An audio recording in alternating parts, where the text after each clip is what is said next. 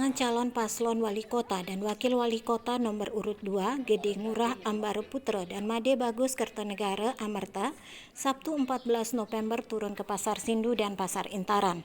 Banyak masukan dan keluhan yang disampaikan pedagang. Keluhan pedagang yang paling menggelitik disampaikan ke paslon Amerta mengenai pemimpin yang dirasakan kurang ada perhatian buat pedagang, terutama selama pandemi COVID-19. Padahal saat pandemi, daya beli masyarakat menurun yang berimbas pada penjualan turun drastis. Wayan Saryani, pedagang di Pasar Intaran, mengatakan para pedagang justru malah banyak utang. Para pedagang lainnya menginginkan agar pemimpin ke depannya lebih banyak ada perhatian ke bawah. Jangan hanya duduk di kursi saja ketika jadi pemimpin dan menginginkan pemimpinnya lebih merakyat. Paslon nomor 2 berkunjung hari ini di Pasar Sindu dan Pasar Intaran. Harapannya tentu pemerintah Kota Denpasar terus mengeluarkan stimulusnya, subsidi-subsidinya, karena sudah banyak masyarakat kita yang bertransformasi dari pegawai hotel, front office, waiter. Nah, ini harapannya kepada wali kota mengeluarkan terus stimulusnya supaya apa? Rumah tangga jadi lebih meningkat, konsumsi rumah tangga bisa lebih meningkat sehingga ada bergairah ekonomi. Jangan sampai nanti, karena kenapa sekarang ini menurut BPS yang kita hadiri kemarin sudah meningkat, pengangguran sudah 7,sekian% yang tadinya hanya 2,sekian%, berarti ada peningkatan 5%. Harapnya pemerintah terus mengeluarkan subsidi-subsidinya, bantuan sosialnya, sehingga kegiatan ekonomi bisa bergerak. Yang tadinya bekerja di hotel bisa menjadi pedagang-pedagang UMKM atau wira swasta, sehingga bisa meningkatkan kesejahteraannya paling tidak di pandemi ini.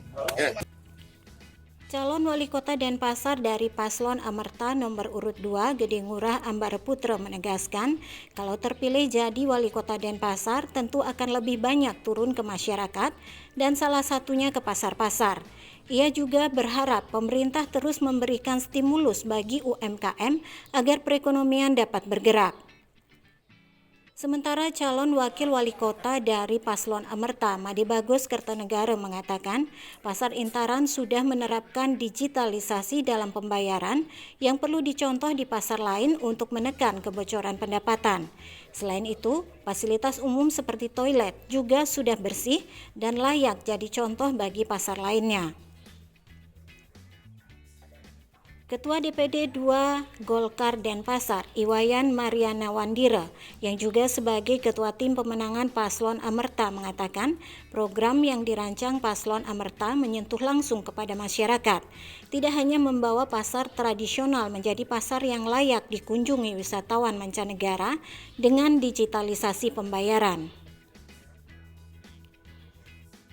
Nah, ini mestinya harus kita kolaborasikan dengan sistem-sistem digital yang direncanakan oleh pasangan kita, yaitu mendigitalisasi semua sistem yang ada di Kota Denpasar. Sehingga salah satu contoh seperti yang saya katakan tadi, pasar Sindu tersebut mampu sebagai ikon pasar tradisional yang layak dikunjungi oleh wisatawan mancanegara. Tidak menginginkan, kami dari tim terutama tidak menginginkan Denpasar ini hanya mendapatkan sertifikat yang tidak bisa dinikmati oleh masyarakat. Yang kami inginkan adalah program yang langsung menyentuh masyarakat. Program langsung bisa dirasakan oleh masyarakat. Salah satunya BPJS, subsidi BPJS kepada masyarakat yang bekerja di sektor non-formal, termasuk pedagang-pedagang pasar. Kedua, ada subsidi sekolah-sekolah, sekolah swasta yang disamakan dengan negeri.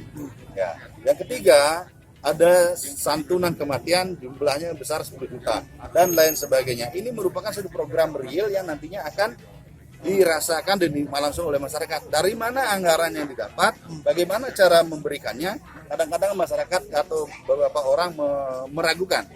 Nah, kita akan memberikan itu berdasarkan optimalisasi pendapatan, optimalisasi penganggaran, dan menggali potensi-potensi pendapatan asli daerah yang belum tergali.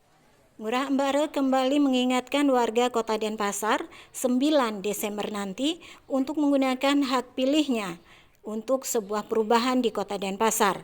Ia mengingatkan bagi yang benar-benar menginginkan perubahan untuk mencoblos nomor urut 2. Tim Liputan Bali Wake News melaporkan. 19 nomor 2.